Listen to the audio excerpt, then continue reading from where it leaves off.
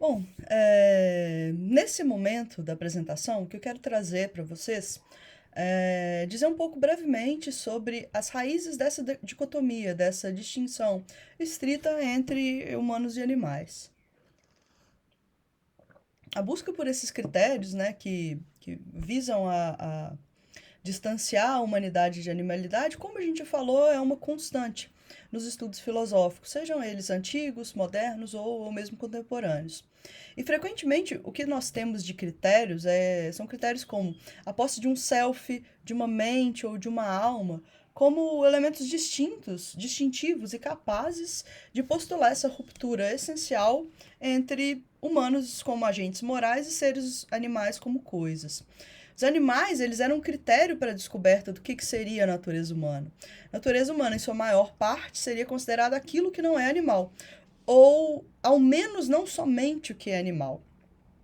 E a resposta frequentemente dada, e que eu chamei de controvérsia de René Descartes, é a de que seres humanos seriam seres racionais por possuírem uma substância imaterial de natureza racional, que seria uma alma. Ou uma mente lida de uma forma mais contemporânea. A resposta cartesiana coloca animais e humanos em categorias distintas, colocando a humanidade em um patamar especial e colocando os animais num patamar subalterno. Só que ao longo do tempo, essa argumentação se provou fortemente questionável, e mesmo até na época em que René Descartes escreveu. Aqui cabe um parênteses. Geralmente as pessoas costumam fazer do René Descartes, na filosofia da mente, um espantalho. A figura do espantalho na argumentação filosófica é aquela figura que nós escolhemos para distrair de outras questões ou então para bater argumentativamente nessa figura.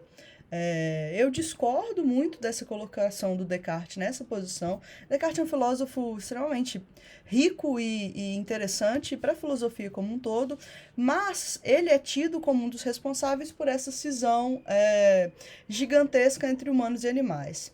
Então, quando eu falo sobre cartesianismo, sobre colocar no Descartes a questão da cisão entre humanos e animais, tenho em mente também essa crítica que é muito justa e que vale a pena ser feita, de que temos que tomar cuidado para não fazer dessa argumentação um grande espantalho. Só que ao longo do tempo, como eu estava dizendo, houve evidências científicas de que essa separação estaria um pouco errada. Talvez a primeira delas seria a biologia evolucionista. Na medida em que o grau de conhecimento em campos como a biologia eles eram incrementados, essa visão de separação estanque foi colocada em xeque. Aqui eu trouxe 3 figuras históricas interessantes. A primeira delas é de um cara chamado Lord Monboddo. Daí me perdoa se a pronúncia não é essa. Mas ele viveu por volta de 1714 e faleceu por volta de 1799. E ele fez várias viagens ultramarinas e ele observou a presença de animais que eram extremamente similares aos humanos em comportamentos. E aí, diante disso, ele começou a estudar essas similitudes. Posteriormente, quando Darwin fez as viagens a bordo do Beagle, isso ficou ainda mais evidente.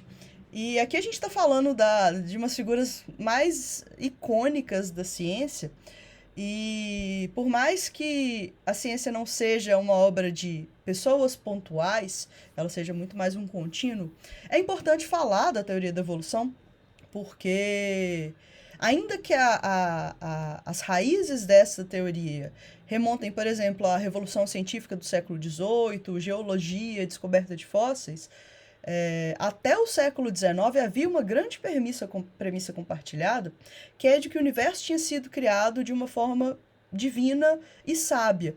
O criacionismo parecia irrefutável. E a inalterabilidade da ordem do mundo foi questionada com esses estudos. Por exemplo, estudos sobre o movimento da rotação da Terra, estudos sobre movimentação planetária, marés, ciclos lunares, mas somente com a guinada proposta pelo impacto da recepção da origem das espécies do Darwin é que o pensamento evolucionista ganhou destaque. Houve o que eu chamo de coletivização do pensamento da origem da vida, que afasta explicações mais mitológicas de como a vida surgiu e aponta para uma conexão entre os organismos viventes que habitam ou habitaram um determinado ecossistema. É claro que uma teoria tão importante como a teoria da evolução não é lida hoje pelos mesmos olhares que o Darwin escreveu lá em 1800 e tanto. Só que o que permanece é o argumento de que seres humanos não seriam mais separados ontologicamente pela presença de um elemento imaterial como uma alma, e que a descontinuidade entre humanos e animais não existe. O modelo que é proposto pela teoria da evolução permite com que a gente conclua que há, na verdade, um contínuo que é observável em toda a composição dos organismos vivos terrestres, e não existiriam essas rupturas abruptas que separariam humanos de animais. Então, assim, como conclusão, a gente teria 3 grandes pontos. O primeiro deles é: inexiste objetivamente uma ruptura pontual que justifique a posse de mente em uns seres, mas não em outros seres. Segundo ponto, humanos e animais não são separados por um universo que é cindido entre 2 substâncias distintas e incomunicáveis. E o terceiro ponto, o de que os animais seriam seres capazes de promover e engendrar comportamentos cognitivos complexos. Mas tá, se os animais são realmente tudo isso, onde fica o que nós chamamos de singularidade humana?